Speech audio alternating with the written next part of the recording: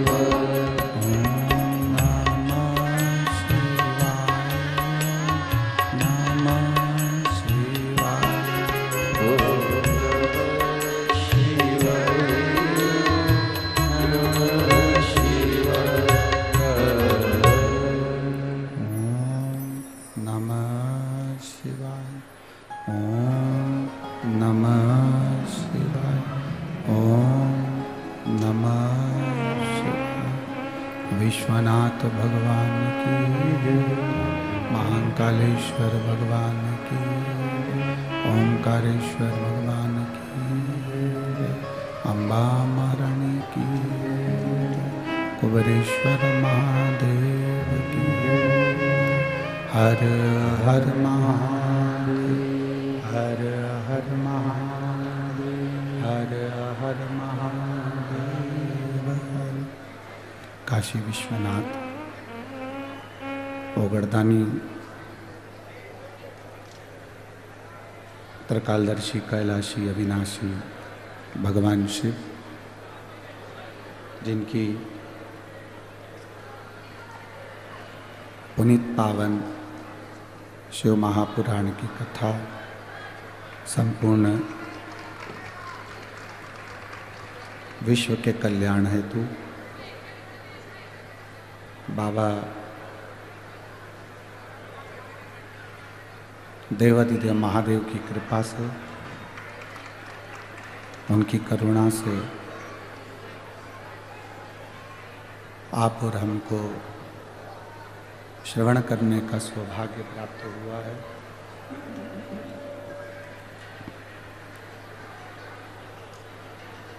बड़े भाग्यशाली हैं अमरावती नगर के सभी रहनिवासी, जो इस पवित्र शिव महापुराण की कथा का लाभ ले रहे हैं। कथा मंडप में विराजमान सभी संत, साधु, ब्राह्मण जन, गुरुजन, सभी संतों के, ब्राह्मण जनों को, गुरुजनों के पावन चरणों को नमन करते हैं। हनुमान चालीसा चैरिटेबल ट्रस्ट का ये दिव्य आयोजन, बेस कम करो और आवाज़ बढ़ाओ रिटर्न की। हनुमान चालीसा का चैरिटेबल ट्रस्ट जो इस कथा का मुख्य आयोजन करवा रहे हैं, कथा के मुख्य यजमान सांसद श्रीमती नवनीत जी राणा, विधायक श्री रवि जी राणा, हनुमानगढ़ी अमरावती। एक बार यजमान परिवार के लिए जोरदार ताली बजाकर उनका स्वागत, वंदन, अभिनंदन। प्रभु कृपा से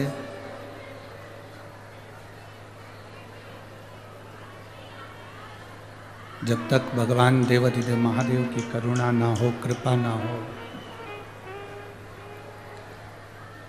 तब तक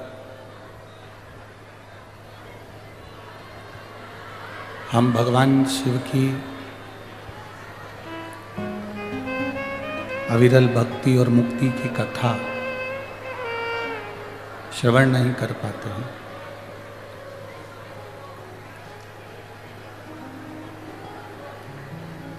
प्रभु कृपा हुई है, शिव की दया हुई है,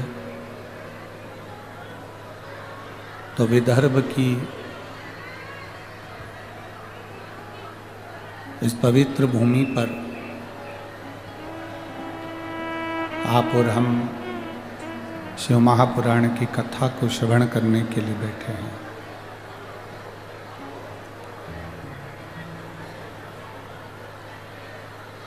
वो कहते हैं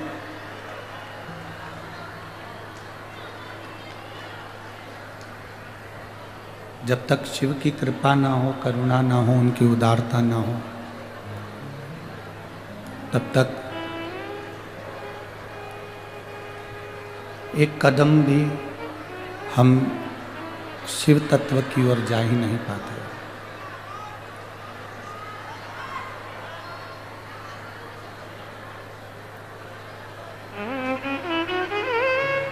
भगवान की करुणा, उनकी कृपा, उनकी उदारता, उनकी दया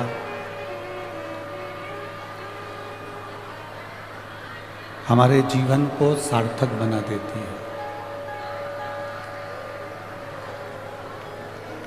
आज अमरावती के इस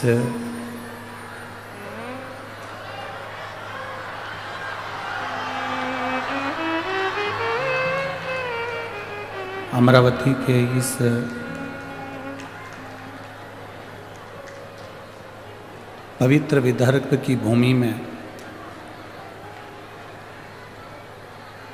भगवान शिव की कथा श्रवण करने का जो सौभाग्य मिला है, ये समझें कि भगवान शिव ने स्वयं मां अम्बा को कहा और अम्बा ने ये प्रेरणा देकर सांसद श्रीमती नवनीत जी राणा और विधायक महोदय श्री रवि जी राणा को प्रेरणा दी, जिसके फल स्वरूप ये पवित्र शिव महापुराण की कथा श्रवण करने का हमको अवसर मिला है।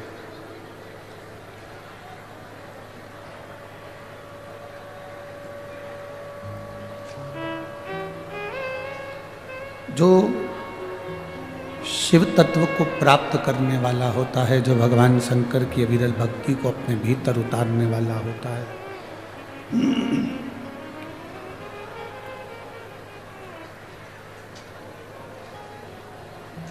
जब वो भगवान शंकर की भक्ति को करना प्रारंभ करता है, भगवान शिव की भक्ति को प्राप्त करना प्रारंभ करता है, तब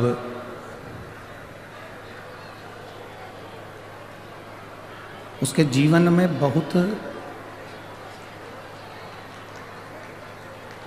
संघर्ष आता है, बहुत कष्ट भी आता है, पर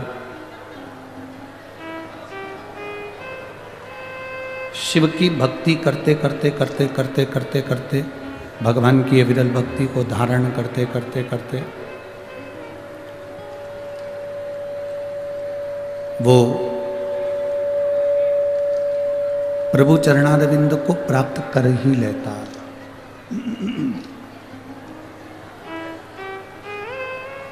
अब जैसे आप लोग बड़ी दूर दूर से कथा को श्रवण करने के लिए आए हो, जहाँ जहाँ से, कोई अपने गांव से, नगर से, शहर से भगवान शिव की कथा को सुनने के लिए यहाँ पहुँचे हैं।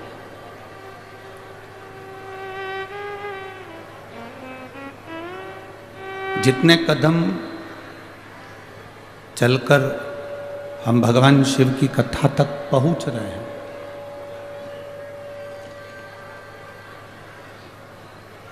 महाभारत में तो एक संवाद आता है।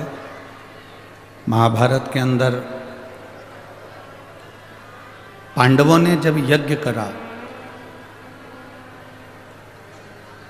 और पांडवों ने उस यज्ञ में घंटा लगाया,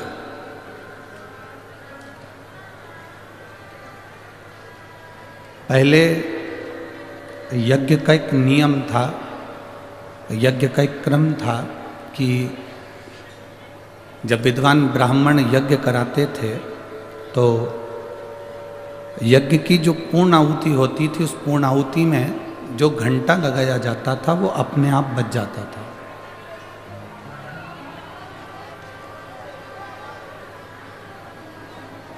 वो घंटा अपने आप पूर्ण आहुति में बज जाता था। उसको बजाया नहीं जाता था, कोई उसको बजाता नहीं था, वो घंटा अपने आप बज जाता था। बस ब्राह्मणों ने पूर्णाहुति करी और वो घंटा बजा।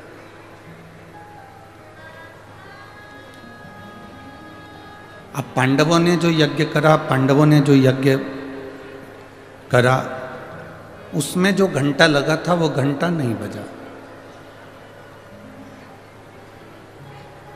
बहुत ध्यान देना कथा की ओर।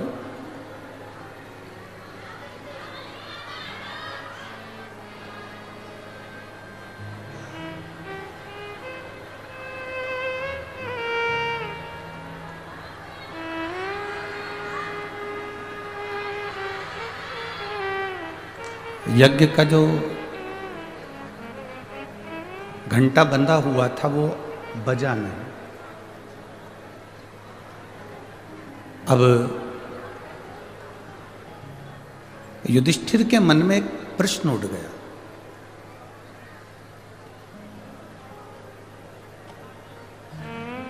युधिष्ठिर के मन में एक प्रश्न ये जागृत हुआ कि हमने यज्ञ अच्छा करवाया, अनुष्ठान अच्छा करवाया, ब्राह्मण, साधु, संत, गुरुजन भी आए, उन्होंने इस यज्ञ का दर्शन भी किया, अनुष्ठान भी पूरा हुआ, पर ये यज्ञ का घंटा क्यों नहीं बजता? कारण क्या है? युधिष्ठिर ने अर्जुन को बुलाया, नकुल सहदेव को बुलाया और कहा कि एक काम करो, जरा पता करो, यज्ञाचार्य को बुलाया जाए और यज्ञाचार्य से पूछा जाए कि ये यज्ञ का घंटा आखिर बजता क्यों नहीं, ये यज्ञ का घंटा आखिर बज क्यों नहीं रहा है। अर्जुन ब्राह्मण देवता के पास में गए, यज्ञाचार्य के पास में गए और उनसे निवेदन किया कि शास्त्र रीति के अनुसार हमने ये यज्ञ में जो घंटा लगाया है, ये घंटा तो पूर्णाहुति पर बज जाना चाहिए।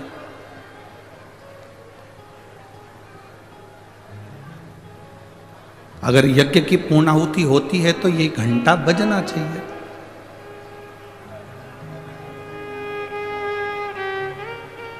पर आज तो गजब की बात है कि पूर्णाहुति हो गई और ये यज्ञ का घंटा नहीं बज रहा। यज्ञाचार्य ने कहा, महाराज जी, हमने तो जो यज्ञ करवाया वो बहुत अच्छा करवाया, हमारी तरफ से जो यज्ञ हुआ है वो यज्ञ में कोई कमी नहीं। फिर कमी कहां पर है? तो यज्ञाचार्य ने कहा, कमी केवल एक जगह पर है। यज्ञ पूर्णाहुति की आपने जो भंडारा प्रसादी रखी है, भोजन जो रखा है, और आपने कह दिया कि भंडारा है, भंडारा है, भंडारा है, भंडारा है, और पूरे नगर में आपने निमंत्रण दे दिया कि भंडारा है, अलाउंस फिरवा दिया, गाड़ी फिरवा दी, सबको निमंत्रण करवा दिया कि भंडारा है। यज्ञाचार्य ने कहा इसमें एक गलती कहीं ना कहीं हो रही है।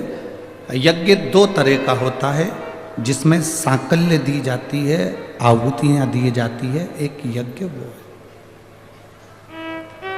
और दूसरे नंबर का यज्ञ वो है, आपने पूरे नगर में जो भोजन का निमंत्रण दिया, और नगर में जो भोजन का निमंत्रण दिया उसमें से कोई ना कोई एक व्यक्ति, दो व्यक्ति भोजन करने नहीं आए, भंडारे का प्रसाद लेने के लिए नहीं आए, इसलिए ये यज्ञ का घंटा नहीं बजा।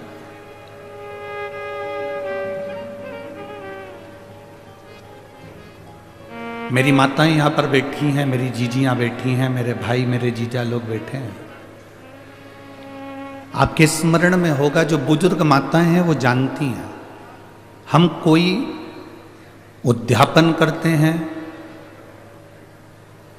चतुर्थी का उद्यापन करा, करवा चौथ का उद्यापन करा, कोई तीज का उद्यापन करा, कोई उजमना करा, उद्यापन करा,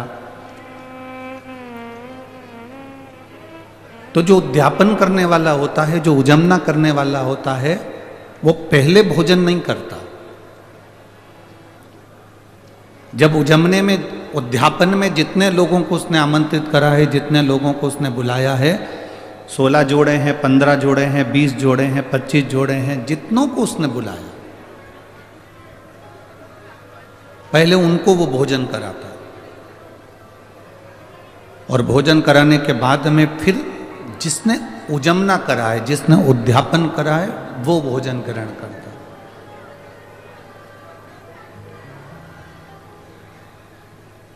अब यज्ञाचार्य जी ने कहा कि आपने जो घंटा बांधा है वो घंटा तो बज जाता, पर कोई ना कोई भूखा जरूर है, कोई ना कोई भूखा रह गया।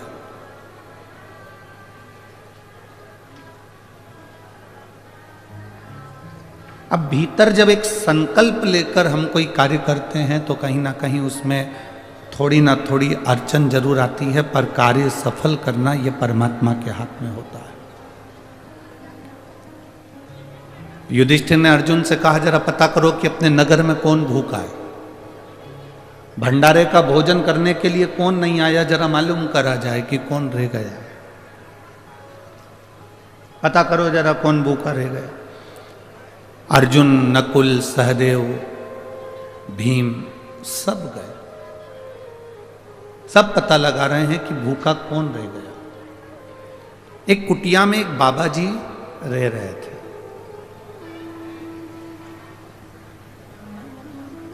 एक कुटिया में एक संत रह रहे। पूछा, अर्जुन ने जाकर निवेदन करा, बाबा आपने भोजन किया? बाबा कहते हैं नहीं।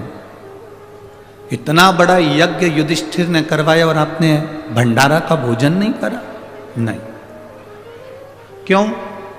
आप भोजन क्यों नहीं करते? आप भोजन करने क्यों नहीं जाते?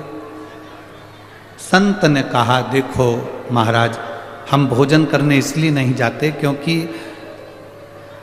हमारा पुण्य सारा की सारा युधिष्ठिर के पास चला जाए।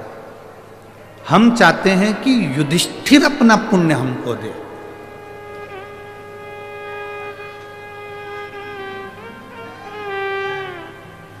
जिसने अपनी जिंदगी में 1000 अश्वमेध यज्ञ करे हों, हम उसके घर में भोजन कर सकते हैं। जिसने अपनी जिंदगी में 1000 अश्वमेध यज्ञ का हमें फल दे दिया हो, हम उसके घर में भोजन कर सकते हैं।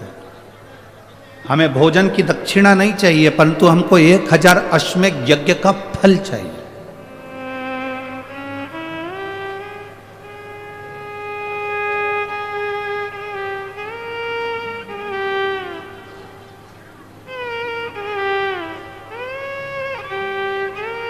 हमें 1000 अश्वमेध यज्ञ का जो संकल्प का फल दे दे कि हमने 1000 अश्वमेध यज्ञ करे हैं और हमने आपको जी 1000 अश्वमेध यज्ञ का फल दिया, तो हम भोजन करने को तैयार।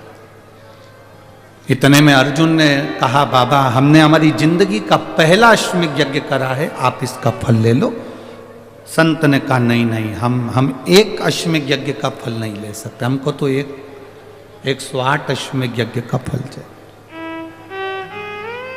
अर्जुन की आंखों में जल भर गया। युधिष्ठिर, नकुल, भीम सब स्तुप्त होकर देखते रहे, सब स्तुप्त होकर देख रहे।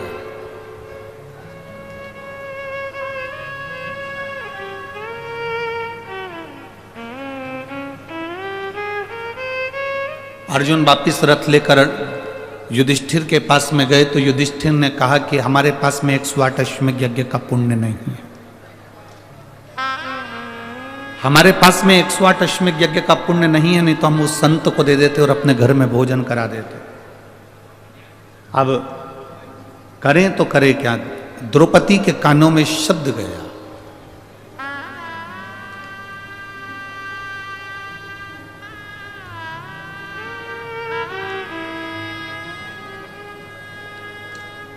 दुनिया के लोग भले स्त्री को, नारी को, दुनिया के लोग भले स्त्री को, नारी को अशुद्ध मानते हों, कह देते हों कि नारी, कई लोग स्त्री के ऊपर, नारी के ऊपर कमेंट्स कर देते हैं, शब्दों की बाण कर देते हैं, शब्दों पर शब्द कह देते हैं। पर शिव महापुराण की कथा कहती है, जब जब व्यक्ति उलझता है, पुरुष जब जब उलझता है, घर के बच्चे जब जब उलझते हैं, परिवार जब जब उलझता है, तब तब घर की नारी, चाहे वो माँ हो, चाहे वो बेटी हो, चाहे वो बहन हो, चाहे वो स्त्री हो, वो सामने आकर खड़ी होती है और कदम से कदम मिलाकर आगे बढ़ा देती है।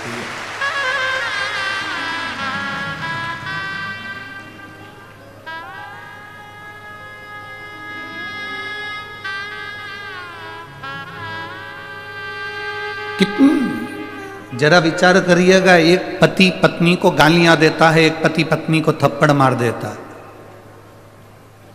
मदिरा के नशे में जब पति होता है तो पत्नी पर कहीं जूता फेंक कर मार देता है, कहीं बेल्ट से मार देता है, कहीं बर्तन से मार देता है, कहीं अपशब्द कह देता है।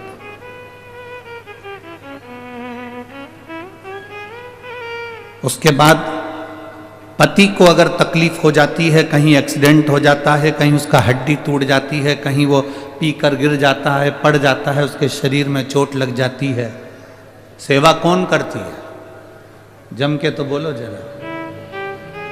पड़ोसन आती है क्या सेवा करने के लिए? कोई रिश्तेदार आता है क्या सेवा करने के लिए? जो दिन रात का ज्ञान देता है वो तुमको सेवा करने के लिए आएगा क्या? नहीं। जितनी सेवा कोई नहीं करेगा, उतनी सेवा जिस पत्नी को उसने थप्पड़ मारा है, जिस पत्नी को उसने अपशब्द कहा है, जिस पत्नी को उसने ताने दिए हैं, वो नारी उसकी सेवा में लगी रहती है, भले वो कैसा भी, कुछ भी। एक स्त्री का जीवन कोई साधारण जीवन है?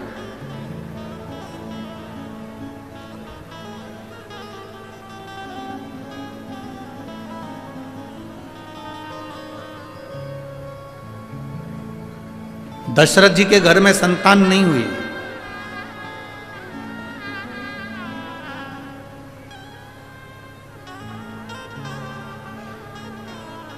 गुरु बाबा को बुलाया गया। गुरु बाबा से कहा कि, बाबा वशिष्ठ को बुलाकर, गुरु बाबा को बुलाकर कहा गया कि मेरे घर में औलाद नहीं। बाबा ने कहा कोई शिव का भक्त आए और पुत्र कामेष्ठी यज्ञ करवाए,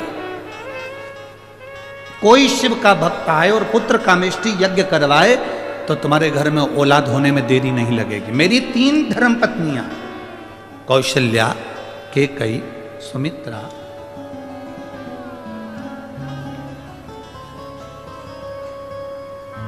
मेरी 3 धर्म पत्नियां होने के बाद भी मेरे घर में औलाद नहीं, तो कोई शिव का भक्त आए और पुत्र कामेष्ठी यज्ञ करवाए।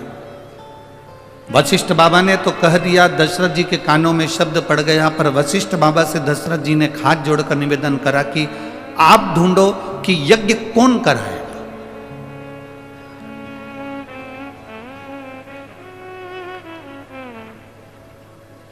यज्ञ कराएगा तो कराएगा कौन?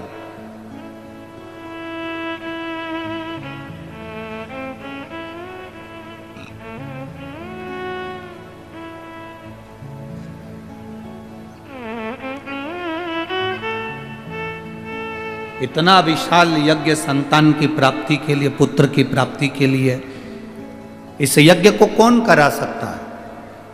तब वशिष्ठ बाबा ध्यान लगाकर बैठे थे कि इस यज्ञ को कोई शंकर का भक्त कराए, तो उनके स्मरण में आया कि दशरथ जी की माता जी से पूछा जाए।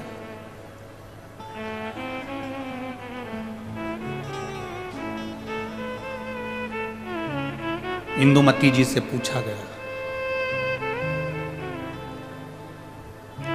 दशरथ जी की माता जी से पूछा गया। वशिष्ठ बाबा ने उनसे पूछा, यज्ञ ऐसा ब्राह्मण हो बताओ जो शंकर की भक्ति में डूबा रहता हो, शिव तत्व में डूबा रहता हो, क्योंकि ये पुत्र कामेष्ठी यज्ञ, संतान की प्राप्ति का यज्ञ केवल एक कर सकता है और वो शंकर का कोई भक्त कर सकता है।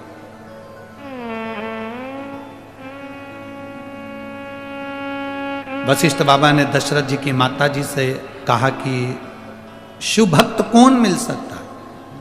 इंदुमती के स्मरण में आया, मेरे विदर्भ में जो शंकर की भक्ति में हर तरफ डूबे रहते हैं, वो केवल एक श्रृंगी ऋषि है।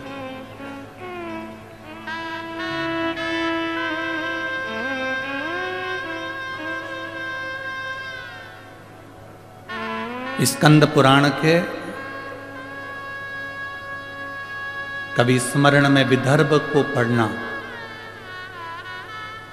स्कंद पुराण के विदर्भ को यदि आप पढ़ेंगे तो विदर्भ में आप पढ़ेंगे कि दशरथ जी की माता जी ने, इंदुमती जी ने कह दिया वशिष्ठ बाबा से, आप चिंता मत करो, अगर पुत्र कामेष्ठी यज्ञ करवाना है तो मेरे मायके में विदर्भ में जो हमारे घर के राजगुरु हैं श्रृंगी बाबा, उनको निमंत्रण दिया जाए। एक स्त्री मार्गदर्शक बन जाती है, एक स्त्री मार्ग बताने वाली हो जाती है, उनको बुलाया जाए।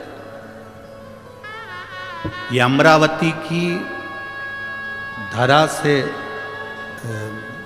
स्कंद पुराण कहती है, विदर्भ का वर्णन करते हुए कहती है, अमरावती से चांदूर बाजार की ओर जब हम जाते हैं तो वहाँ वन पर्व में, वन क्षेत्र के अंतर्गत श्रृंगी बाबा का एक स्थान है जिसको तपवनेश्वर कहते हैं।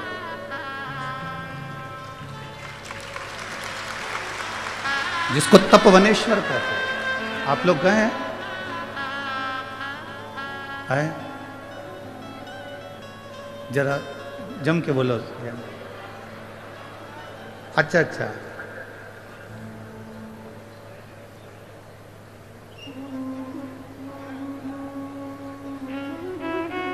हमारे विधायक जी और सांसद जी कह रहे हैं क्षेत्र के अंतर्गत ही है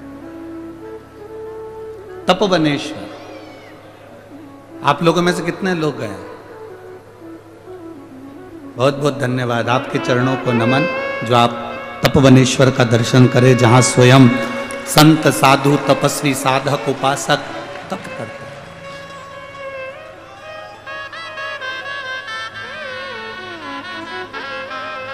तपवनेश्वर जहां पर श्रृंगी बाबा बैठकर तप साधना में लीन थे, तप में लीन।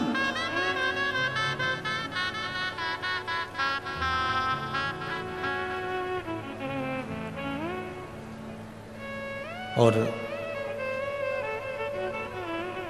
दशरथ जी की माता जी ने खबर करवाई अपने पीहर में, दशरथ जी के ननिहाल में, कि दशरथ जी को पुत्र कामेष्ठी यज्ञ करना है और आप श्रृंगी बाबा से जाकर निवेदन करो। श्रृंगी बाबा उस समय पर तप मुद्रा में लगे हुए थे, बैठे गुफा के अंदर भजन में लीन थे। जब कोई राजकीय कार्य होता था तो श्रृंगी बाबा निकलकर उस गुफा से आते थे और विदर्भ राज के पास में बैठकर उनको ज्ञान दिया करते थे। संत साधु गुरुजन का एक काम है, जब राज सिंहासन को तुम्हारी जरूरत पड़ती है तब राज सिंहासन पर जाकर आप अपने ज्ञान को, अपने उद्बोधन को, अपनी समझ को जरूर देना चाहिए। पर जब राज सत्ता को अपनी जरूरत नहीं है, उस समय पर बैठकर केवल भगवान शंकर का भजन करो, राम का भजन करो, कृष्ण का भजन करो, शिव का भजन करो। फिर राज सत्ता की ओर जाना उत्तमता नहीं है।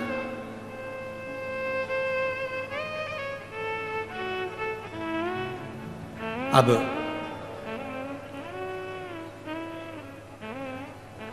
खबर कराई इंदुमती जी ने और खबर पहुंची विदर्भ राज के पास में।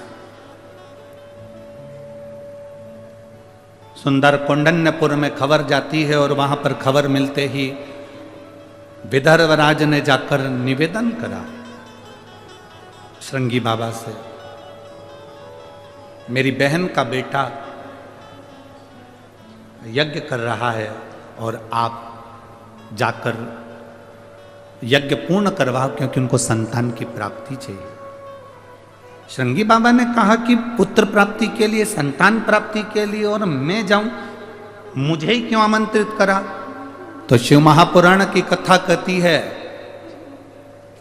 कोई शंकर का भजन करने वाला, कोई शंकर की आराधना करने वाला, कोई शंकर की उपासना करने वाला, कोई शंकर के ऊपर एक लोटा जल चढ़ाने वाले का दर्शन मात्र भी अगर हो जाता है तो जो कामना हम करते हैं वो कामना हमारी पूर्ण हो जाती है। ये शिव तत्व की कथा है,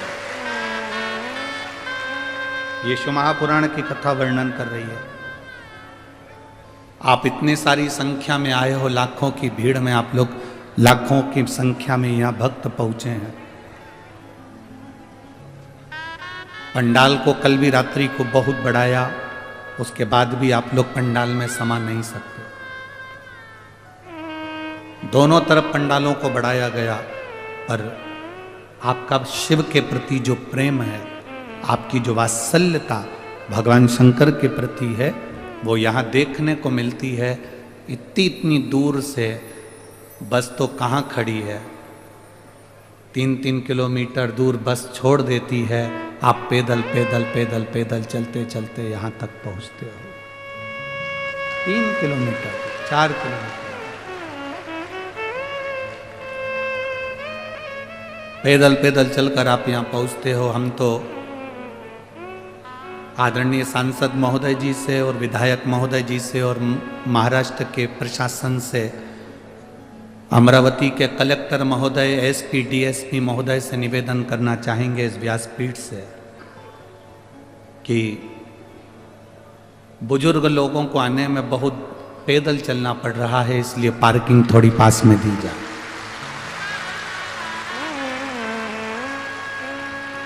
यदि पार्किंग अगर आप पास में नहीं दे सकते तो मैं विदर्भ की अमरावती नगर के सब नवयुवक बेटों को और बेटियों को निवेदन करना चाहूँगा, आपकी स्कूटी, आपकी मोटरसाइकिल पे बुजुर्गों को लाकर कथा के पंडाल तक छोड़िए। प्रयास करिए कि नज़दीक तक, भले गाड़ी छोड़कर चले जाए, पर नज़दीक तक भले 1 किलोमीटर, आधा किलोमीटर दूर छोड़े तो भी कोई तकलीफ नहीं, पर नज़दीक था। हमारा तो निवेदन है माननीय कलेक्टर महोदय जी से, एसपी, डीएसपी, कमिश्नर आदि से कि आप प्रयास करेंगे तो सब कुछ हो सकता है। शिव तत्व की प्राप्ति, बहुत सुंदर व्यवस्था माननीय सांसद महोदय जी ने, विधायक जी ने, आमदार खासदार जी ने बहुत सुंदर व्यवस्था करी है। खूब भोजन भंडारा भी चल रहा है, जगह जगह पीने के पानी की व्यवस्था, शौचालय की व्यवस्था, रुकने की व्यवस्था, पार्किंगों की व्यवस्था, सब अच्छी करी है। बस अब प्रशासन का साथ चाहिए कि वो थोड़ा नज़दीक तक लोगों को छोड़ने की व्यवस्था के लिए अग्रणता प्रदान करे। ये आपसे नहीं, शिव कथा कह रही है, भगवान शंकर का संवाद कह रहा है, शिव महापुराण की कथा कह रही है। शिव तत्व कह रहा है।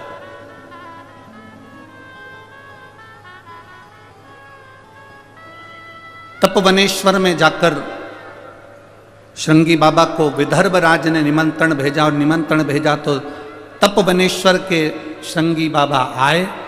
राजा से पूछा क्या बात है? दशरथ जी पुत्र कामेष्ठी यज्ञ करना चाहते हैं, आप उस यज्ञ को पूर्ण कराओ। श्रृंगी बाबा ने मना कर दिया,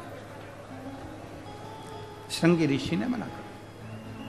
श्रृंगी बाबा बोले मैं नहीं जा सकता, मेरी तप साधना छूटती है, मेरा भजन छूटता है, मेरा कीर्तन छूटता है, मेरा स्मरण छूटता है, मैं नहीं जा सकता, मैं नहीं जाऊंगा। जैसे ही निवेदन किया, श्रृंगी बाबा ने मना करा और जाकर तपवनेश्वर में बैठ गए। तप करने वापस गुफा में प्रवेश कर गए। तब जैसे गुफा में प्रवेश कर तप करने में लीन थे, श्रृंगी बाबा का एक नियम पक्का था कि रोज पार्थिव शिवलिंग का निर्माण करना, उसकी पूजन करना, उसकी आराधना करना। आज पार्थिव शिवलिंग का निर्माण श्रृंगी बाबा बस कर ही रहे थे, आधा शिवलिंग का निर्माण हुआ था, पूर्ण तरह से गोल शिवलिंग बना ही नहीं था, केवल हाथ का स्पर्श किया गया था। इतनी देर में तो देवाधिदेव महादेव प्रकट हो गए श्रृंगी बाबा के साथ।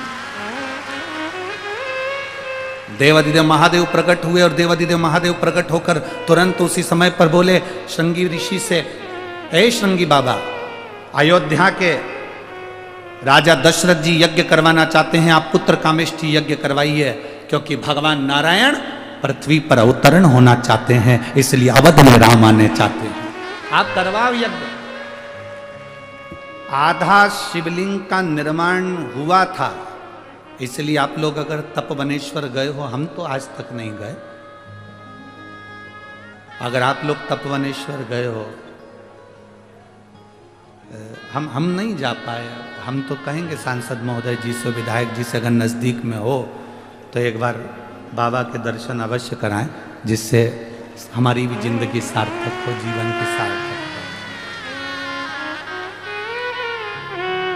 हो। ऐसी पवित्र भूमि, जिस भूमि से श्रृंगी ऋषि यज्ञ कराने के लिए अयोध्या में जाते हैं, अवधपुरी में जाते हैं, इतनी पवित्र भूमि से, विदर्भ की इस धरा से श्रृंगी ऋषि जाकर जो यज्ञ कराते हैं, राम जी को लाने के लिए पुत्र कामेष्ठी यज्ञ करवाते हैं, वो श्रृंगी ऋषि के पवित्र भूमि का दर्शन हो, इससे बढ़कर सुख और क्या हो सकता है।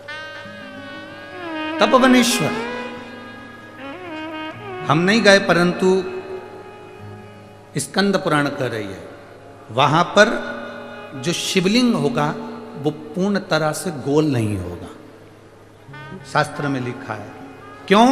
उसका कारण यह है कि श्रृंगी बाबा शिवलिंग का निर्माण कर रहे थे और इतनी देर में शंकर भगवान प्रकट हो गए और उन्होंने कह दिया आपको इसी क्षण अवध के लिए जाना पड़ेगा, अयोध्या के लिए जाना पड़ेगा। तो वो दोनों हाथ लगा हुआ शिवलिंग का भाग छोड़कर, अर्थात त्रिकोणा भाग कह सकते हैं, त्रिकोणी ऐसा भाग छोड़कर पूर्ण तरह से शिवलिंग नहीं बना पाए, और त्रिकोणी भाग छोड़कर श्रृंगी बाबा विदर्भ राज से आज्ञा लेकर, उनको कहकर, उनको निवेदन कर कर कि अब मैं आपकी बहन के घर जा रहा हूँ यज्ञ कराने के लिए, और अवधपुरी में पहुँचे और उन्होंने यज्ञ करवाना प्रारंभ करा। जो यज्ञ करवाया, खीर का कटोरा आया, उस खीर के पात्र को श्रृंगी बाबा ने वशिष्ठ बाबा से कहकर दशरथ जी को दिलवाया। तो दशरथ जी महाराज के मन में एक भाव उत्पन्न हुआ कि ये खीर का जो कटोरा आया है, ये खीर खाने से संतान की प्राप्ति हो सकती है। जो प्रश्न आज के लोगों को लगता है, सफेद आंकड़े की जड़ बांधने से क्या संतान की प्राप्ति हो सकती है, बेलपत्र खाने से क्या रोग का निवारण हो सकता है, शिवजी पे चढ़े हुए जल को पीने से क्या हमारे शरीर का रोग, शुगर, बीपी, थायराइड, सोरेसिस जैसी बीमारियां भी समाप्त हो सकती हैं, क्या हमारा किडनी, लीवर भी ठीक हो सकता है, क्यों नहीं। वशिष्ठ बाबा ने कहा जिस खीर के पात्र को अग्निदेव ने दिया है, ये खीर का पात्र कोई साधारण नहीं है, इस खीर के पात्र में स्वयं शिव की भक्ति करने वाले संगी बाबा का हाथ का स्पर्श हो गया है, और शिव की कृपा जब होती है तो संतान की प्राप्ति होती ही है, ये निश्चित है। एक पत्र है, देखिए।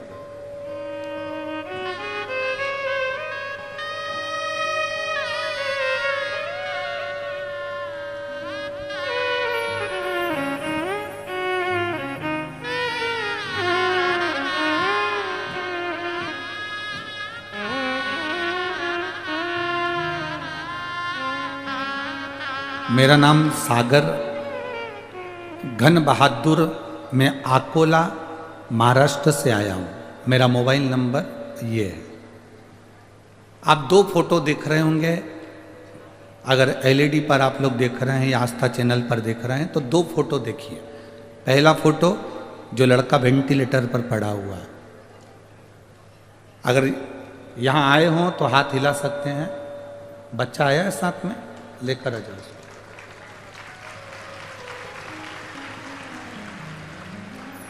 सागर घन बहादुर, मैं अकोला महाराष्ट्र से आया हूँ। मेरा मोबाइल नंबर ये है। मेरा बेटा देव, जिसको हम आनंद भी कहते हैं, गुरुदेव,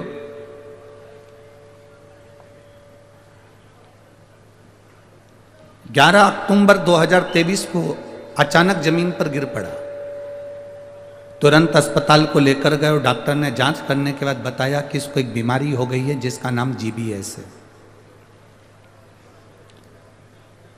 लाखों व्यक्ति में किसी एक या दो व्यक्ति को यह बीमारी होती है, जिसके अंतर्गत पूरे शरीर में पैरालिसिस जैसा अटैक आ जाता है।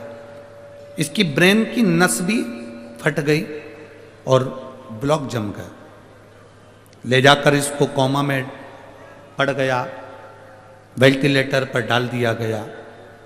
ना शरीर में कोई कंपन था, ना हाथ पैर हिल रहे थे, ना यह बोल पाता था, ना सुन पाता था, ना देख पाता था। डॉक्टर के हिसाब से तो ये चले गया था, इसका जीवन नहीं था। डॉक्टर ने कहा ये अब है कि नहीं, वेंटिलेटर से जब उतारेंगे तब मालूम पड़ेगा कि स्थिति क्या है। पर डॉक्टर के हिसाब से यह नहीं था। समय निकला, किसी ने कहा कि शिवजी पे चढ़ी हुई बेलपत्र इसके सिराने रख दो। हमने डॉक्टर से विनती करी कि हम अगर बेलपत्र ला कर दें तो हम क्या मरीज के सिराने रख सकते हैं? डॉक्टर ने मना कर दिया। फिर भी हम शिवजी पे चढ़ी हुई बेलपत्र इसके सिराने रखना चालू करा। 3 दिन बाद इसको वेंटिलेटर पर थोड़ा सा होश आया और उसके आंखें खुली। गुरुदेव शिवजी पे चढ़ा हुआ जल इसको देना प्रारंभ करा। धीरे धीरे वो आईसीयू में आया, आईसीयू से प्राइवेट रूम में आया। इसके दिमाग में 10 mm की और 8 mm की खून की गठाने बहुत सारी थी, जिसके कारण बस ये देख नहीं पाता, सुन नहीं पाता या समझ नहीं पा रहा था। मेरी 2 बेटियां हैं छोटी छोटी, वो शंकर जी के मंदिर में जाकर जल चढ़ाती, जल लाकर इसको पिलाती। डॉक्टर के हिसाब से ये कभी समझ नहीं सकता था, सोच नहीं सकता था, देख नहीं सकता था, बोल नहीं सकता था, क्योंकि बीमारी ने ब्रेन को फाड़ दिया था।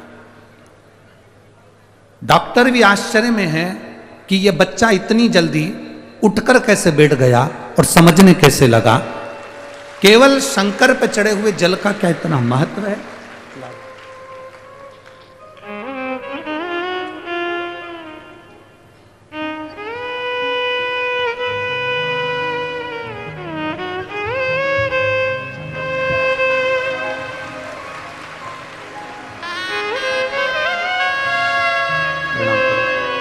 प्रणाम करो।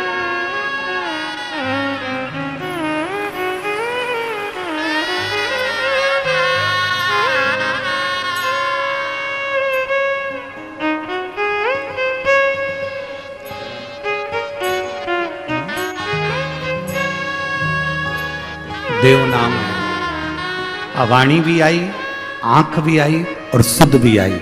बाबा चाहेगा तो जल्दी जल्दी और ठीक होता चलेगा।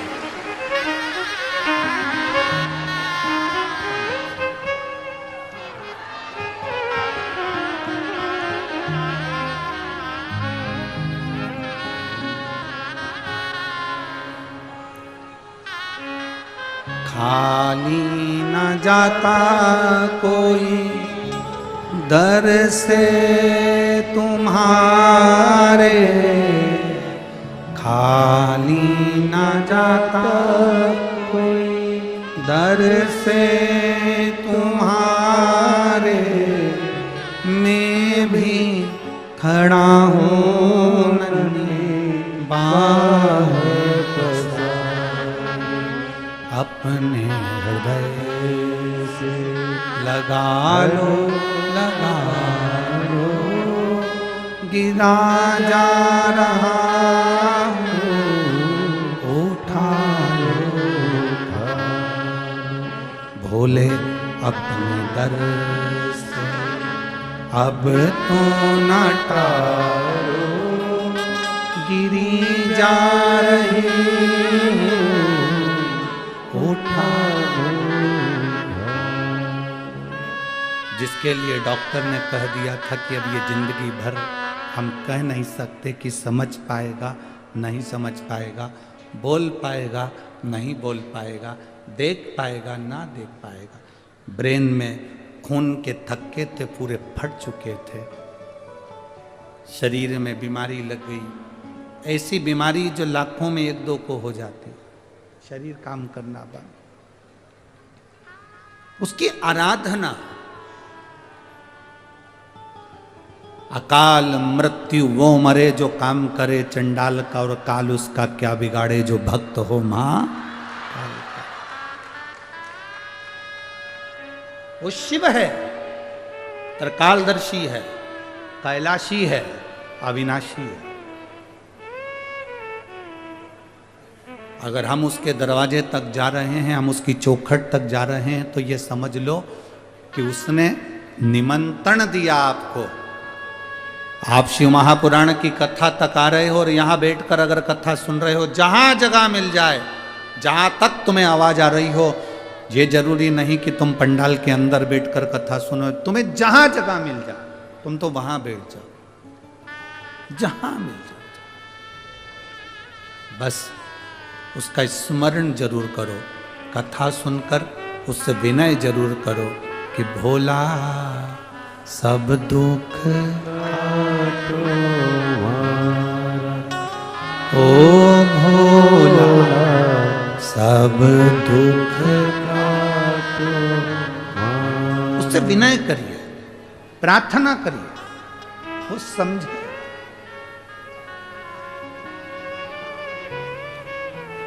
हमने कल भी कथा में कहा था, भीड़ बढ़ाने के लिए शिव महापुराण में बिल्कुल मत आना। भीड़ बढ़ाने के लिए कभी शिव महापुराण में मत आना। किसी के प्रेशर में शिव महापुराण में बिल्कुल मत आना कि तुम्हारे ऊपर कोई दबाव दे रहा हो, आना ही पड़ेगा, जाना ही पड़ेगा, जाना ही पड़ेगा। प्रेशर में शिव पुराण की कथा में मत आना, भीड़ बढ़ाने मत आना, किसी को दिखाने मत आना। शिव महापुराण की कथा में अगर आना है तो ये सोच कर आना कि मैं मेरे बाबा से बात करने जा रही हूं, मेरा पिता वहां बैठा, मेरा शंभू वहां बैठा। किसको?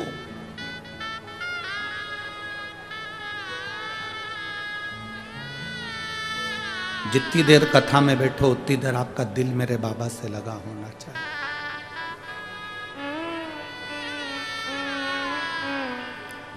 कथा सुनते सुनते सुनते सुनते जिस समय तुम्हारे शरीर की रोमावलियां खड़ी हो जाएं, जिस समय तुम्हारे रोम रोम खड़े हो जाएं, उस समय पर समझ लेना कि मेरा बाबा तुम्हारे गले लग चुका है और तुम्हारी समस्या का हल कर चुका है। उससे मिलन करने के लिए, हम उससे मिलने के लिए।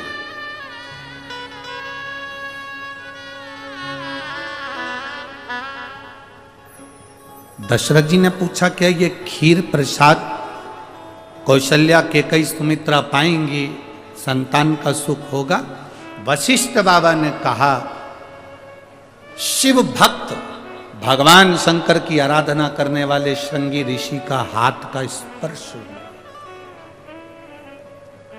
अब केवल शिव भक्त के हाथ का स्पर्श हुआ तो इतना फल मिल सकता है।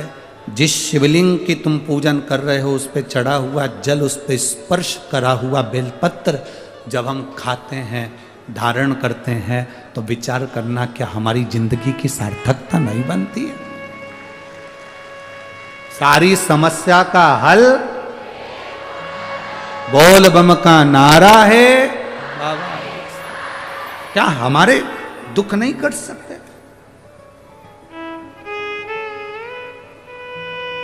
फिक्र और फकीर, इनमें एक बहुत बड़ा अंतर है। किस किस चीज में अंतर है? जम के बोलो जरा।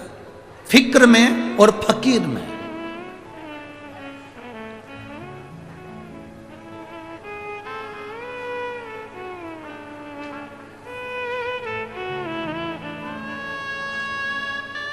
फिक्र, चिंता व्यक्ति को निगल जाती है। फिक्र, चिंता मनुष्य को खा जाती है। फिक्र में और फकीर में जमीन और आसमान का अंतर है। फिक्र, चिंता व्यक्ति को खा जाती है और फकीर, संत, साधु, गुरुजन ये चिंता को ही खा जाते हैं, ये फिक्र को ही खा जाते हैं। कोई फिक्र नहीं। रोटी मिली ठीक है, ना मिली ठीक है, आसन मिला ठीक है, ना मिला ठीक है, जगह मिली ठीक है, ना मिला ठीक है।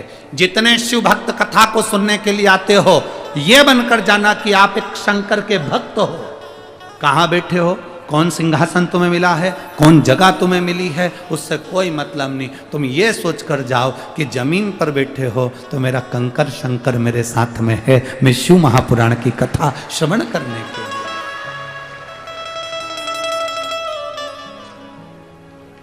मैं शंकर की कथा का रसपान करने के लिए आया हूं। मैं शिव महापुराण की कथा का स्मरण करने के लिए आया हूं। मैं शिव तत्व को जानने के लिए आया हूं। मैं शंकर का गुणगान करने के लिए आया हूं। मैं अपने कंकर शंकर की स्मरण, शायद भारत की भूमि पर बहुत कथा होती होगी, किसी कथा की जमीन की मिट्टी को कोई बांध कर अपने साथ नहीं ले जाता होगा। केवल एक शिव महापुराण की कथा ऐसी होती है जिसकी मिट्टी को भी लोग डब्बे में भरकर बांध कर अपने घर लेकर जाते हैं। केवल एक शिव महापुराण की कथा एक ऐसी होती है जिसकी मिट्टी को भी लोग बांध कर अपने साथ लेकर जाते हैं। केवल शिव महापुराण की कथा एक ऐसी होती है जब आरती होने के बाद लोग जमीन पर हाथ फेर कर अपने शरीर पर उस रज को लगा कर जाते हैं, क्योंकि यहाँ शंकर की कथा सुनने वाला, बाचने वाला, श्रवण करने वाला, कराने वाला, हमने पहले भी कथा में कहा, शिव महापुराण की कथा किसी के बस की नहीं कि कोई करा ले। वो तो शंकर और पार्वती के रूप में ये सांसद जी और विधायक जी ने इस भाव से इस अमरावती में करा। ईश्वर जी गोरा जी बनकर, शिव पार्वती बनकर शंकर स्वयं कथा के यजमान होते हैं। चंचुला देवी का पति बिंदुक प्रेत योनि में पड़ गया, तब आखिरी में तुमरुका जी ने कहा यजमान कौन बनेगा, तो शंकर पार्वती ने कहा हम दोनों यजमान बनेंगे। शिव महापुराण का, भागवत जी का यजमान राजा परीक्षित हो सकता है, रामचरितमानस का यजमान काशी नरेश हो सकता है, विष्णु पुराण का यजमान एक देव हो सकता है, अग्नि पुराण का यजमान कोई बन सकता है, पर शिव महापुराण का कोई यजमान नहीं होता। शिव महापुराण का यजमान तो स्वयं शंकर और पार्वती होते हैं, इसके सिवा कोई नहीं। कथा बाचने वाला भी शिव है, कथा सुनने वाला भी शिव है, कथा करवाने वाला भी शिव है। फिर हमें चिंता किस बात की?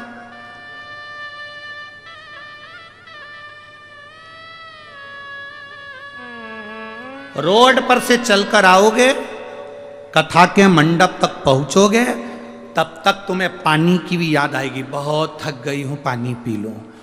कथा के मंडप तक पहुंचोगे तब तक तुम्हें गर्मी भी लगेगी, पर 1 बजे से 4 बजे तक कथा होती है।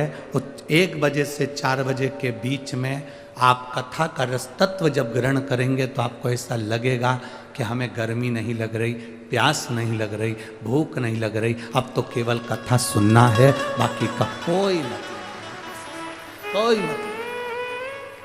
हम कई बार इस व्यासपीठ से, कई जगहों पर आपने सुना कि नहीं सुना, हमने कई जगह व्यासपीठ से कहा कि जितने लोग अंदर बैठे हैं इनको ना पानी की बोतल दीजिए, ना इनको पानी का पाउच दीजिए, क्योंकि हमने कथा में कह रखा है आप अपने घर से आना, क्या क्या लेकर आना, आज तुम बोलो। 2 बोतल पानी, 1 बिछाने का आसन और 1 छाता, ये अपने साथ लेकर चलना, क्योंकि पंडाल वाले कितनी भी व्यवस्था कर दें पर भोला तो खुले में बैठता है, उसके यहाँ जगह कम पड़ते जावे। ये तो शिव कैलाशी अविनाशी की कथा है, जहाँ जगह मिल जाए वहाँ बैठकर सुन लो। छाता लगाओ, बैठो, सुनो। कई लोग पानी की बोतल, पानी का पाउच अंदर भी बांटते हैं, तो हम उनसे हमेशा कहते हैं, सुना है कि नहीं सुना, क्या कहते थे कि जितने लोग धूप में बैठे हैं, जितने लोग गर्मी में बैठे हैं, पानी का पाउच उनको दीजिए, बोतल उनको दीजिए। अंदर बैठे हुए तो भगवान की भक्ति में भिंगे हुए हैं, इनको नहीं जरूरत। शिव भक्ति करिए, भजन करिए, स्मरण करिए, जो मिल जाए उसको श्रवण करिए, वो मिलेगा।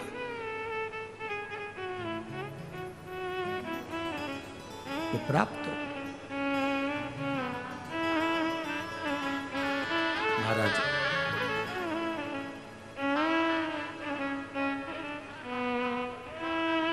जब श्रृंगी बाबा पहुंचे, पुत्र कामेष्ठी यज्ञ करवाया, तब माता कौशल्या, केकई और सुमित्रा जी के गर्भ से संतान की प्राप्ति। मेरी जीजियों, 20 साल 25 साल भी शादी को हो गए और संतान नहीं है तो चिंता ना करना, एक बार बाबा की भक्ति जरूर करना। तुम रुकेश्वर महादेव का नाम लेना, तुम रुक्का जी का नाम लेकर रजोधर्म के 7वें दिन सफेद आंकड़े की जड़ लेकर शंकर के शिवालय पर से 21 बार घुमाकर नंदी के पास खड़े होकर शिव को देखते हुए अपनी कमर में उसको लाल धागे में जरूर बांधो। प्रतिदिन शिव जी को 1 लोटा जल जरूर चढ़ाओ, उस जल का आचमन करो, नंदी के पास बैठकर जल का आचमन कर कर फिर अपने घर की ओर जाओ। मेरा बाबा आपकी सूनी गोद में देगा जरूर, ये निश्चित है, वो खाली नहीं। एक पत्र है,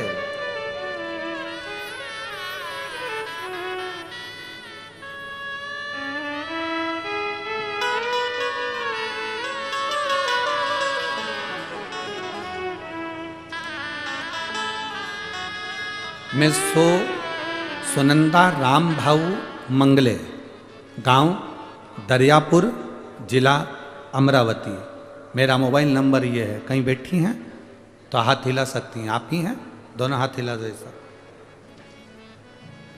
मैं सुनंदा राम भाऊ मंगले, गांव दरियापुर, जिला अमरावती। मोबाइल नंबर मेरा ये है। मैं गुरुदेव इस व्यासपीठ को नमन करने के लिए और धन्यवाद देने के लिए आई हूँ। मैंने बाबा का जो अनुभव देखा है, मेरे घुटनों में तकलीफ थी, डॉक्टर के हिसाब से ऑपरेशन कराना था, पर बेलपत्र का सेवन कर कर मैंने अपने घुटने ठीक कर लिए। दूसरा मेरा अनुभव बताती हूँ, मेरे बेटे की शादी को कई साल हो गए थे, संतान का सुख नहीं था। हम 1 साल इंतजार करें, 2 साल इंतजार करें, 3 साल इंतजार करें, 4 साल इंतजार करें, 5 साल इंतजार करें, इसे इंतजार करते रहे पर संतान का सुख नहीं आया। तब हमने शिव महापुराण की कथा को श्रवण किया पहली बार और अपनी बहू से कहा, तू भले विश्वास कर मत कर, पर मेरा शंकर के प्रति विश्वास है कि मेरा घुटना ठीक हो गया तो तेरी भी गोदी बाबा जरूर भरेगा। तो एक काम कर, पशुपति व्रत कर, सफेद आंकड़े की जड़ का प्रयोग कर, तुम रुक्का जी का नाम लेकर कमर पर जड़ को बांध। मेरी बहू ने पशुपतिनाथ का व्रत मेरे कहने पर किया। मैं बाबा का क्या वर्णन करूं गुरुदेव, बहू को तो विश्वास नहीं था पर मेरे भोलेनाथ पर भरोसा पूरा था।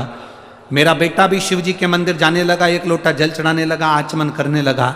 मैं बाबा का क्या गुणगान करूं, पशुपति व्रत करा और व्रत करने का केवल 1.5 महीना ही बीता था और मेरी बहू का गर्भ ठहर गया। मैं बाबा को नमन करती हूँ, बाबा को प्रणाम करती हूँ कि बाबा की कृपा से हमारे यहाँ संतान का सुख हुआ, ये बाबा की कृपा है। मैं बाबा को नमन करने आई। बधाई आपको बहुत बहुत। दोनों हाथ हिला दो एक बार। श्री शिवाय नमस्तुभ्यम। शिव तत्व इसी को कहते हैं। भगवान शंकर का गुणगान इसी को कहते हैं। आपका विश्वास जितना दृढ़ होगा, आपका भरोसा जितना दृढ़ होगा, शिव को मिलने में देरी नहीं। शंकर शिवाय नमस्तु श्री शिवाय नमस्तु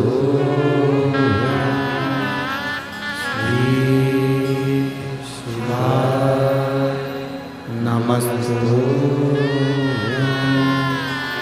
श्री शिवाय नमस्तु श्री शिवाय नमस्तु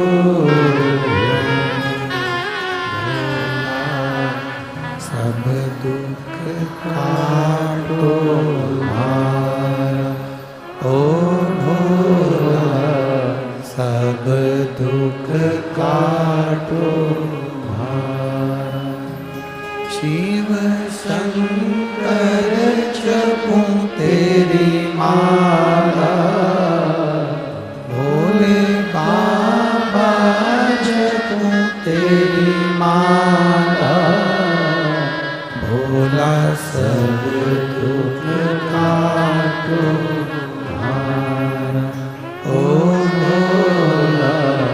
सब दुख काटो। वेश है मंगल मंगलकारी, वेश है मंगल मंगलकारी, शमशान वासी शमशान ओ भोला सब दुख काटो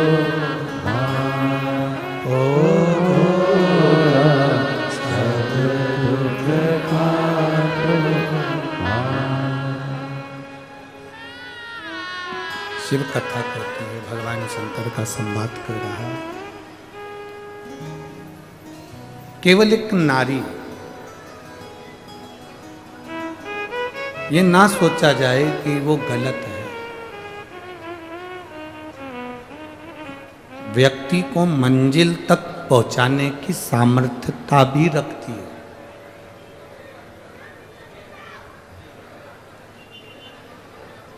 दशरथ जी महाराज की माता जी ने मार्ग बताया तो श्रृंगी बाबा ने पुत्र कामेष्टि यज्ञ करवाया। मंदिर यज्ञ का वो घंटा नहीं बजा, युधिष्ठिर नकुल सहदेव भीम सब सोच में पड़ गए कि वो 108 अश्वमेध यज्ञ का पुण्य कौन दे।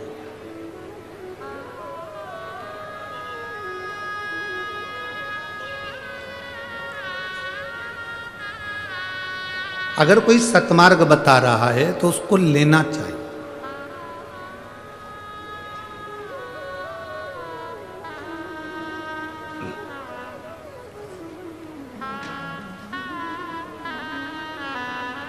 दुनिया के लोग अच्छी बात को ग्रहण नहीं करते, एक बात के दो मायने निकाल लेते हैं। आपने कहा कि साहब भोजन कर लो तो लोगों को लगेगा कि हमको जबरदस्ती जल्दी से खिलाना चाहते। कभी कभी एक बात की दो बात हो जाती है। जैसे एक पत्नी ने पति से कहा, सुन रहे हो? पति बोला क्या है? बाथरूम में कपड़े पड़े हैं, धो दोगे? नहीं तो बाद में मैं धो दूंगी। अब पति क्या मायना ले इस बात का कि बाद में ये कपड़े धोएगी कि मुझे धोएगी? अंदाजा लगा।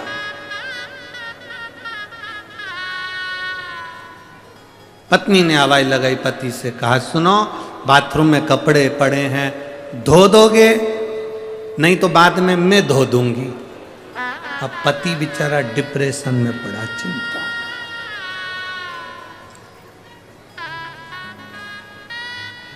धोऊं कि नहीं धोऊं। ये दुनिया की सोच है। लोग कहते हैं कि साहब बिल्ली रास्ता काट गई। अरे बोलो तो जम के सही है। कोई लोगों ने कह दिया बिल्ली रास्ता काट गई। हम तो कहते हैं बिल्ली के रास्ता काटने से जितना खतरा नहीं है, उससे ज्यादा खतरा इंसान को इंसान काटने से।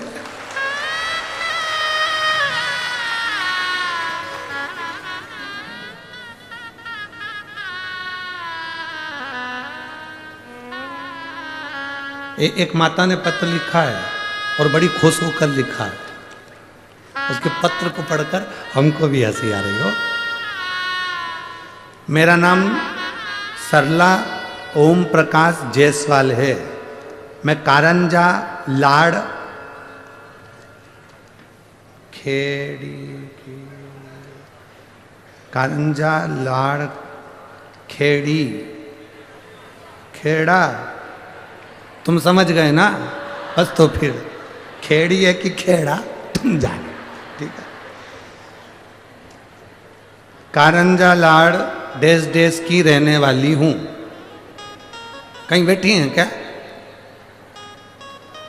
कहीं बैठी हो तो हाथ हिला सकती हैं। है वो? अच्छा उधर बैठी हो। श्री शिवाय नमस्तुभ्यम, प्रणाम। एक बार हाथ हिला तो बड़ी खुश दिख रही हो।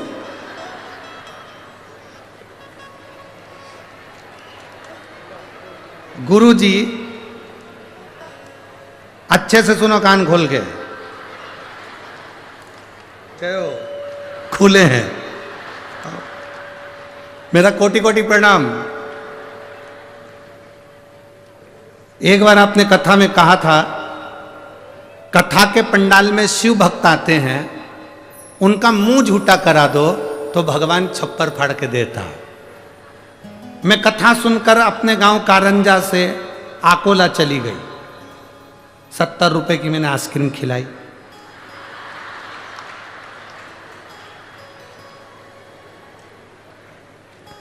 पत्र पढ़ी है वो, जो एलईडी में पढ़ सकते हो पढ़ो है।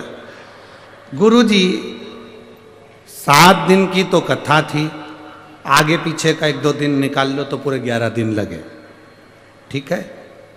अब तुम तो कह देते हो कि 7 दिन की कथा है, पर हमारा तो पूरा 1 महीना जाता है ना, ठीक है। मैंने 70 रुपए की कुल्फी खिलाई।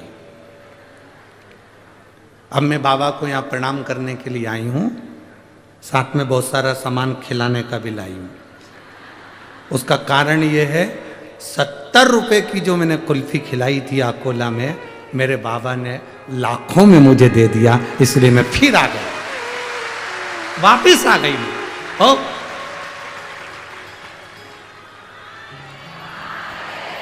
एक बार वापिस आती ला दो।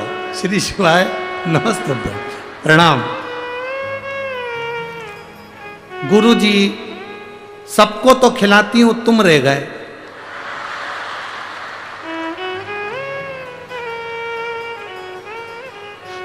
सांसद जी अमरावती भारी है।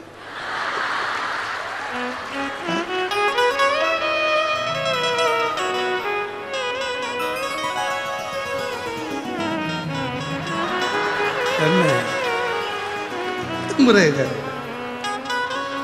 और गुरुजी खुशी की सबसे बड़ी बात मैं आपको बता रही हूं। आकोला से आई, झोपड़े में रहती थी, आज मेरे बाबा ने मेरी बिल्डिंग बना दी, मैं इसलिए प्रणाम करने आई हूं। बहुत बहुत इतनी खुश हूं कि पूछो ही मत। बाबा से प्रार्थना करने के लिए आई हूं, बाबा ऐसी कृपा करना। अरे लुटा दिया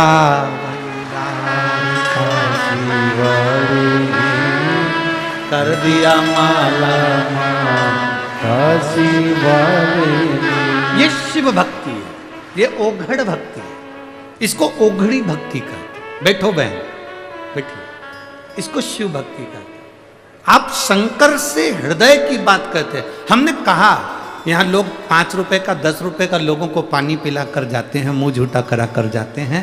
कोई अपने घर से बेसन रोटी बना कर लाता है, वो खिला जाता है। कोई अपने घर से कोई पूड़ी बना कर लाता है, वो खिला जाता है। कोई मुरमुरे लेकर आता है, भेल बना कर खिला जाता है। ये उसने तो दिया, बीज बो दिया, अब उस वृक्ष को लगाना और उसमें फल लगाना मेरे देवाधिदेव महादेव के हाथ में है। वो क्या देगा, कैसे देगा, वो जान सकता, उसके ऊपर नहीं था।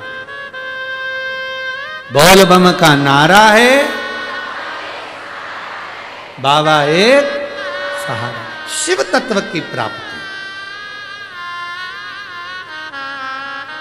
युधिष्ठिर, नकुल, सहदेव, भीम, अर्जुन जब अंत में मौन होकर बैठ गए कि हमारा ये यज्ञ का घंटा नहीं बजेगा, कब तक नहीं बजेगा, जब तक वो संत भोजन नहीं करेगा। और संत को भोजन कराना मतलब 108 अश्वमेध यज्ञ का पुण्य देना। अब 108 अश्वमेध यज्ञ जिसने करे हो वो दे दे।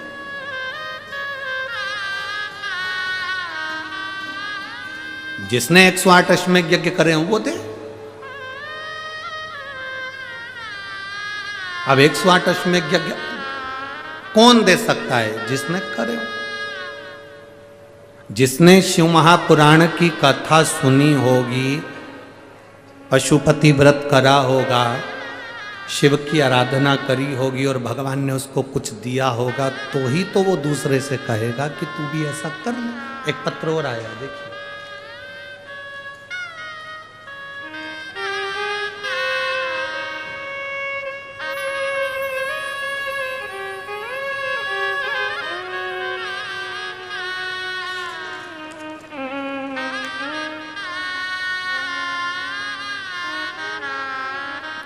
आरोही अजय मेजम, वर्धा जिला वर्धा से हैं। कहीं बैठे हों तो हाथ हिला सकती हैं। मेरा नाम आरोही अजय मेजाम है। मेरे पापा का नाम अजय मेजाम है। हम लोग वर्धा के रहने वाले हैं। कहीं बैठे हैं तो हाथ हिला सकते हैं। दिख गए? हाँ, हाथ हिलाओ एक बार। हाँ ठीक है, बिल्कुल पीछे दोनों हाथ हिला दो एक बार, वापिस। हाँ ठीक है, दिख रहे हैं। गुरुदेव, 2022 में जून के महीने में मेरे पापा के मुंह में छाला हो गया। डॉक्टर से जांच कराई, जांच में उन्होंने कैंसर बताया। डॉक्टर ने कहा नागपुर के ही कैंसर हॉस्पिटल में लेकर गए, ऑपरेशन कराया। ऑपरेशन कराने के कुछ ही दिन ठीक रहे, उसके बाद में वापिस छाला आया और डॉक्टर ने 4th स्टेज का कैंसर कह दिया। 4th स्टेज का कैंसर बोला। आपके माता पिता आए हैं? हाथ हिलाओ जरा। आए? हाथ हिलाओ एक बार वापिस। ठीक है। 4th स्टेज का कैंसर मेरे पिताजी को कह दिया गया। हमने डॉक्टर से पूछा इसका कोई इलाज है, तो उन्होंने कहा कि अब इसका ऑपरेशन भी नहीं हो सकता, अब तो ले जाओ, सेवा करो। केवल 4 से 5 महीने का टाइम दिया डॉक्टर ने कि इससे ज़्यादा इनकी जिंदगी नहीं है। गुरुदेव, बॉम्बे दिखाया तो उन्होंने कह दिया ये कैंसर तो पूरे शरीर में फैल चुका है, आप 2-3 महीने बस इनकी सेवा कर लीजिए, इससे ज़्यादा कुछ भी नहीं। कोई दवाई, कोई कीमो, कुछ नहीं, आप इनकी सेवा करो। गुरुदेव, मई 2023 को हम सीहोर गए, वहाँ से रुद्राक्ष लाए। पापा मम्मी का हाथ लगवाकर उस रुद्राक्ष को पानी के लोटे में डाल देते, तांबे के कलश में, और सुबह शिव जी को चढ़ाकर उनको पिला देते। पर गुरुजी कोई आराम नहीं लगा। बाद में फिर जांच कराई तो मालूम पड़ा कि कैंसर पूरे शरीर में फैल चुका है और अब 1-1.5 महीने के मेहमान। कथा में हमने सुना था कि रुद्राक्ष का जल बड़ा भारी होता है, उससे सब रोग ठीक होते हैं। मेरे पापा को बाबा बचाओ। हम फिर वापिस उस रुद्राक्ष के जल को देने लगे। गुरुदेव, एक गलती हमसे हुई। हम जब रुद्राक्ष लेने के लिए सीहोर गए तो बाहर किसी ने कह दिया कि हमारे पास में रुद्राक्ष मिल जाता है, तो हम उनसे ही वो रुद्राक्ष पैसे से खरीद कर लिया। हमारे गांव के लोगों ने कहा कि सीहोर में जो रुद्राक्ष मिलता है वो निःशुल्क मिलता है, फ्री में मिलता है, आप वहां से मांग कर बाबा को प्रणाम कर कर ला। हम फिर वापिस सीहोर गए। अब की बार हमने पैसे से रुद्राक्ष नहीं लिया, बाबा को प्रणाम कर कर लाइन लगकर हाथ में मांग कर रुद्राक्ष लेकर आए। हमारे हाथ में उन्होंने शाही लगाई, हमने बाबा का नाम लेकर रुद्राक्ष लिया। उस रुद्राक्ष को पानी में गलाया, शिवजी को चढ़ाया, वो पानी हमारे पिताजी को देना चालू करा। आज डॉक्टर भी आश्चर्य में हैं, जिन्होंने 2 महीना बोला था, आज मेरे पिता को 1 साल हो गया, मेरे पिता ठीक हैं। और मेरे माता पिता दोनों यहाँ पर शिव महापुराण को प्रणाम करने आए हैं। उनका कैंसर की रिपोर्ट अब ठीक आ रही है और कोई तकलीफ उनके शरीर में नहीं है। उन्होंने दुकान पर जाना प्रारंभ कर दिया है और अपना काम खुद करना प्रारंभ कर दिया है। गुरुजी, मैं नमन करती हूँ, व्यासपीठ को प्रणाम करती हूँ। अब ठीक है बाबू, हाथ हिलाओ एक बार वापिस। श्री शिवाय नमस्तुभ्यम। बैठिए। हर हर महादेव। शिव तत्व है, ओघड़ी है शंकर, त्रिकालदर्शी है शिव। और तेरी कृपा बिना न हिले